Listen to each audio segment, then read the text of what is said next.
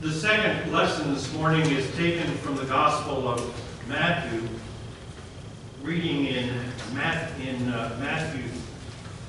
I have an error here. Matthew 3. Matthew 2.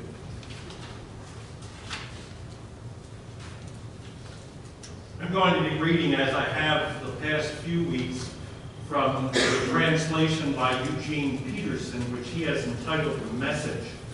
You're certainly welcome to follow along and to see where the variations in word choices are, but the intent of the message remains the same. You'll find this in your bulletin to the Peterson translation, and I ask you to read responsively if you will. After Jesus was born in Bethlehem village, Judah territory, this was during Herod's kingship, a band of scholars arrived in Jerusalem from the east. They asked around, "Where can we find the homage to the newborn King of the Jews? We observed the star in the eastern sky that signaled his birth. We're on pilgrimage to worship him." When word of their inquiry got to Herod, he was terrified. And not Herod alone, but most of Jerusalem as well. Herod lost no time. He gathered all the high priests and religious scholars in the city together and asked, "Where is this Messiah supposed to be born?" They told him, "Bethlehem, Judah territory. The prophet Micah wrote it plainly. It's you, Bethlehem, in Judah's land, no longer bringing up the rear. From you will come the leader who will shepherd rule my people, my Israel." Berryville arranged a secret meeting with scholars from the east. Pretending to be as devout as they were, he got them to tell him exactly when the birth announcement star appeared. Then he told them the prophecy about Bethlehem and said, "Go find this child, leave no stone unturned. As soon as you find him, send word, and I'll join you at once in your worship." Instructed by the king, they set off. The star appeared again, the same star they had seen in the eastern skies. It led them on until it hovered over the place of the child. They could hardly contain themselves, but they were in the right place. They had arrived at the right time. They entered the house and saw the child in the arms of Mary, his mother. Overcome, they kneeled and worshipped him. Then they opened their luggage and presented gifts, gold, frankincense, and myrrh. In a dream, they were warned not to report back to Herod. So they worked out another route, left the territory without being seen, and returned to their own country. In the course of the last week, I came across a woman's blog. Don't know who she is, but it was kind of fun reading about how her young family had celebrated Christmas this year. And without reading you the whole thing, but just a paragraph or two, this is in part what she wrote. "My proudest moment came during the children's Christmas pageant. My daughter was playing Mary. 2 of my sons were shepherds, and my youngest son was a wise man. This was their moment to shine. My 5-year-old shepherd had practiced his line, which was, 'We found the babe wrapped in swaddling clothes.'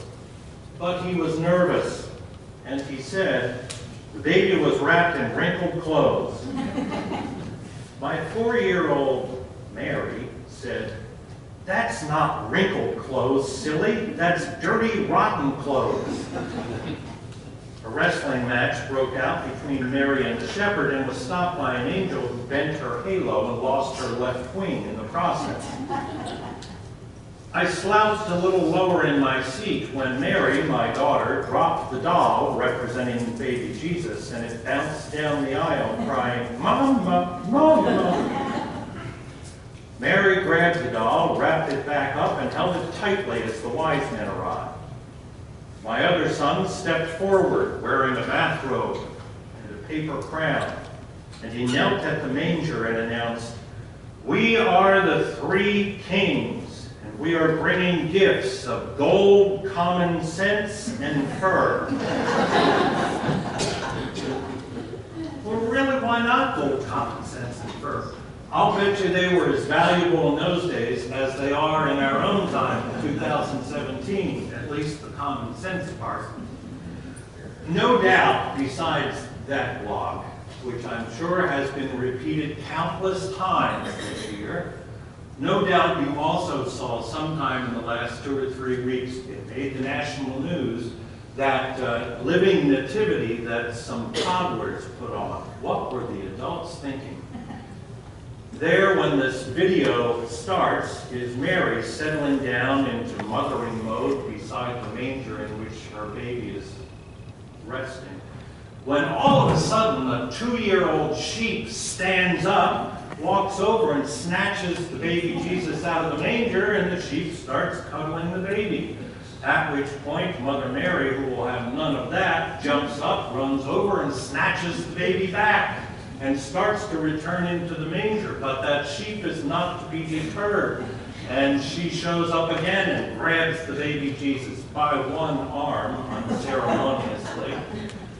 Eventually, the adults, whoever they were, some of them appeared on stage and broke up what was becoming a real struggle, and more or less there was peace on stage, if not on earth, and goodwill among some who were on stage. I think that when you read the Gospel of Matthew, his account of the Christmas story, we tend to read it now with some other things going on in the backs of our heads. We read the account about how the angel arrived and informed Mary and informed Joseph of who this child was that Mary was going to be carrying and to whom she'd give birth. We read about the journey, their trek from Nazareth to Bethlehem. We read about the part that we've just read from Matthew 2 about the visit of these strange ones from the east. It's striking, actually, when you read that stuff, if you really pay attention to what you're reading, how we have tweaked it and altered it and just moderately changed the story of Jesus' Christmas birth over the centuries, over the millennia, I suppose. Not that there are radical changes, but there are things that we have added, things that we have kind of changed, I think, for the good purpose of trying to make it somehow more palatable when we hear the story of Jesus' birth, more pleasing in a way, and in some respects to add majesty to the event, as if we think it needs all that. And I'm not just talking about changes that are made in toddlers' living nativities or in mom's Christmas pageant at church. They're changes that we've all made or had made for us, and we've come to accept them.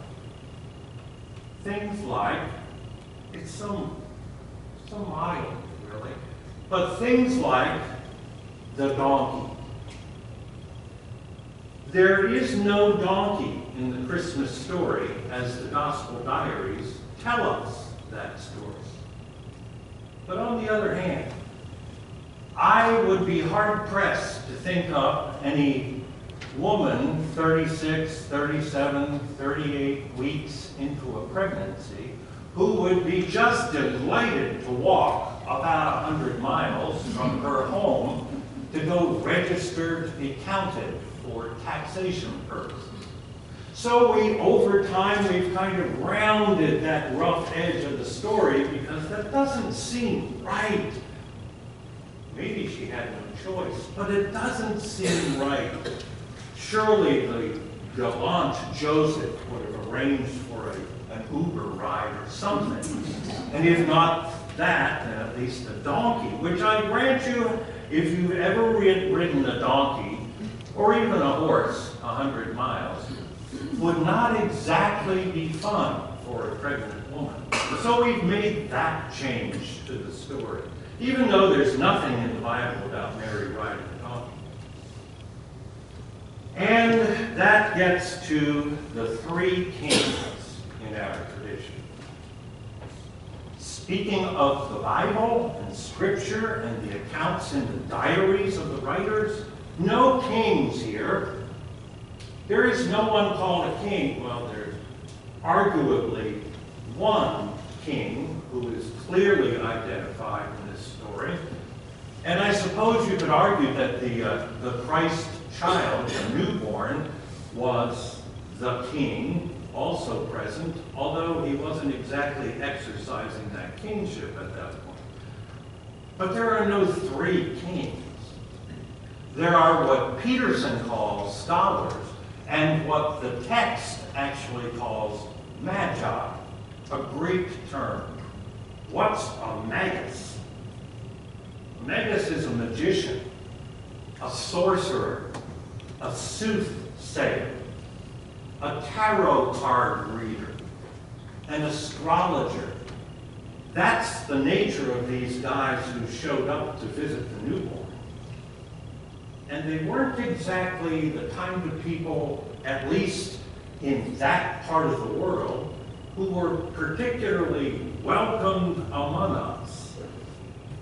Why, after all, if you were a faithful and devout Jew, why would you turn to some astrologer, some tarot card reader, to tell you what lies in your future, when you have God doing the leading, when you have Yahweh to follow?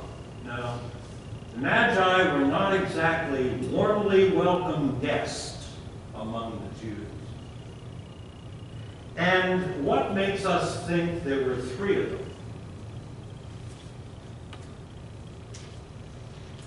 It doesn't tell us how many there were. Matthew doesn't. He's the only guy who refers to them.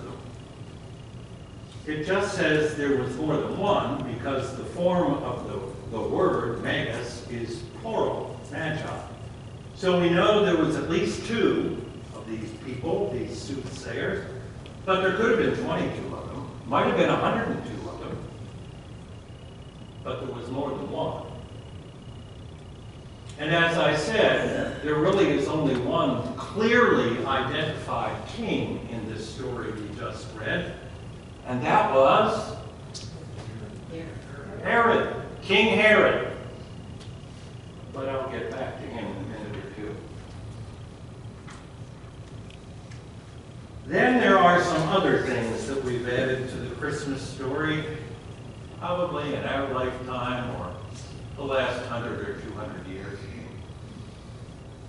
There is the little drummer boy. Think about that one. I had the privilege of being, I can call it that now, present for the labor and the birth of both of my daughters.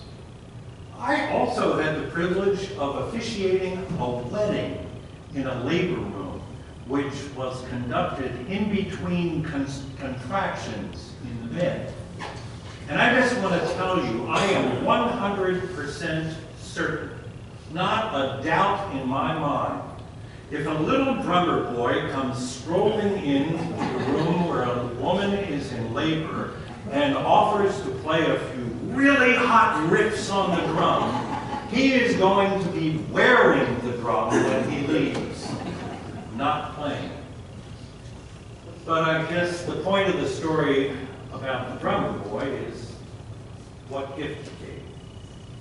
The moral of the story we're told, and you know as well as I do, that what really mattered was he gave the best thing he had to give. He gave his drum playing, he gave himself, which is exactly what the 3 or 4 or 24 magi did. Anne McConney, who's an author, writes, "None of the gifts, of course, was of any use or interest to a child. But humans, like God, can only give what they have, and ultimately all any of us has is ourselves. The wise men brought the gifts that were themselves, and they received the gift that was God's self. And of course, that's exactly what the drummer boy, by legend, did. He gave himself, the best he had to offer. But besides the drummer boy, nowadays, with increasing frequency, I note, we have also, someone has added the presence of Santa Claus in nativity scenes. Please. To me, that's just one step over the line too far, and maybe even a little offensive. But we've changed what we say about how the Christmas story actually unfolded. And we've done it, as I've already said, I think in order to smooth off the rough edges of what really transpired. We tried to make it more palatable to our 2017 tastes. And yet, I wonder if taking off the rough places makes the story less impactful than in reality it is. We need to look at the reality of the world into which Jesus was born. And then you perceive exactly what I'm talking about. Because in addition to these verses that we've read together this morning from Matthew's 2nd chapter, there are some other verses that immediately follow, just 3 of them that I want to read to you, which describe the nature of the world into which Jesus was born. A world which can be characterized in some respects as despicable, narcissistic, and genocidal. This, too, is part of what Matthew tells us about the world at the time of Jesus' birth. Herod, when he realized that the scholars had tricked him, flew into a rage. He commanded the murder of every little boy 2 years old and under who lived in Bethlehem and its surrounding hills. He determined that age from information he'd gotten from the scholars, the Magi. That's when Jeremiah's sermon was fulfilled, a sermon which says in part, "A sound was heard in Ramah, weeping and much lament. Rachel weeping for her children. Rachel refusing all solace, her children gone, dead and buried."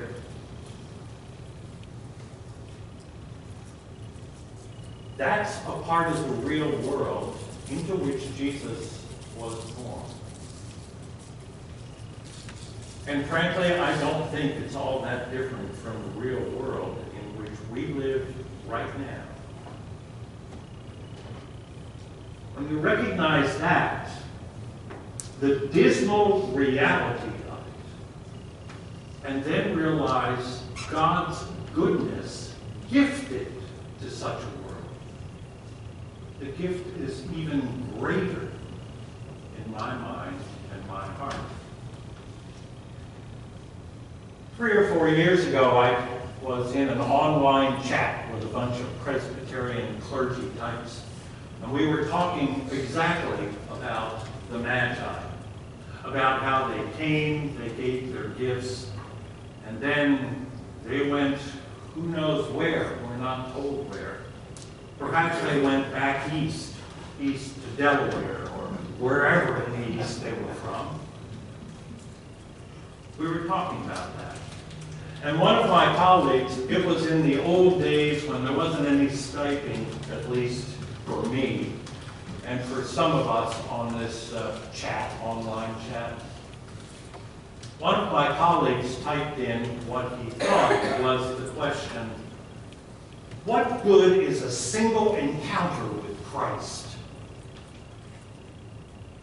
Except when he typed it, you know how typing fingers go. He typed, "What good is a singe encounter with Christ?" Singe, as in the fire was so hot it singed my eyebrows. And that led to an incredible conversation thereafter. Are any of us singed by our encounter with the living Lord, with Christ? How have you, during this Advent, Christmas, about to be Epiphany season, how have you been singed by Christ? How have you been singed by him during the last year? How have you been singed by Christ in all the activities, all the stuff you have done in 2017? Have you been singed? How have you been singed by the strangers you've met in the last year? In your whole lifetime, for that matter. What would each of us be like? What would this congregation in particular be like? What would the larger church be like if we were singed by the living Christ? Would we be slow and smoldering, or would we be hot stuff? As an Adirondack canoe guide, which I spent 15 years of my summers doing for the Presbyterian of Northern New York, as an Adirondack canoe guide, I can tell you I've had plenty of experiences sitting with other people around smoldering campfires, trying to get a fire out of soggy black wood. And about all it's good for is, well, there's no heat that a smoldering fire produces. There's almost no light.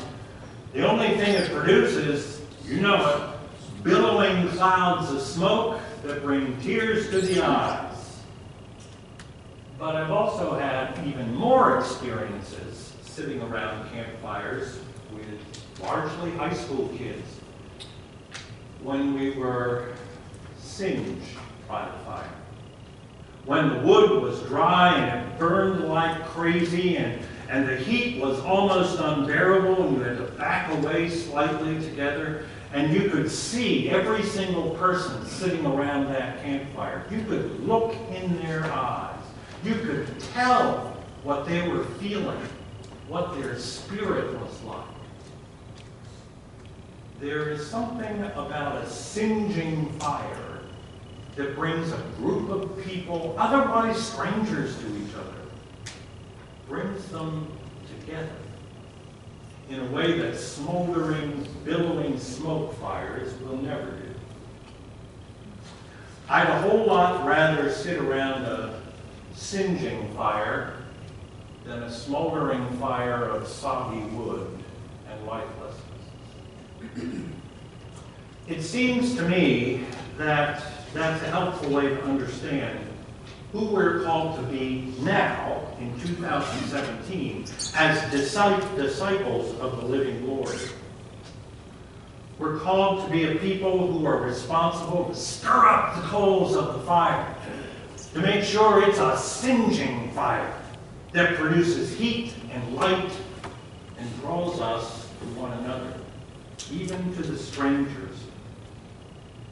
It's one which allows us to tell the story of the Christ in our own lives without rounding off the edges, without making it smooth and more palatable, but with the rough edges and all, because those rough spots, when they're shared together, are precisely the spots when we begin to understand how great is the gift of Jesus Christ.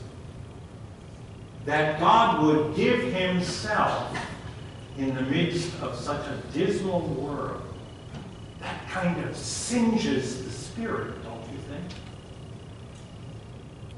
To put it differently, I think we're called now, in 2017, to be the magi of this day and age. We are the ones who are drawn to the epiphany, the revelation of God's self. And we are the ones who are to carry that changing encounter in the way in which we live our lives, not just here on Sunday morning, but tomorrow and the day after that and the week after that, so that others are singed by that same incredible good and joyful truth. In the end, the very best gift that any of us can give to the Christ child, to God, is the gift of ourselves. It's the best we have. It's the most valuable thing we have. It's the most unique thing, to give ourselves to the living Christ. And after all, it is exactly what God has given to us. Himself, with us, in every circumstance. Thanks be to God for such a gift.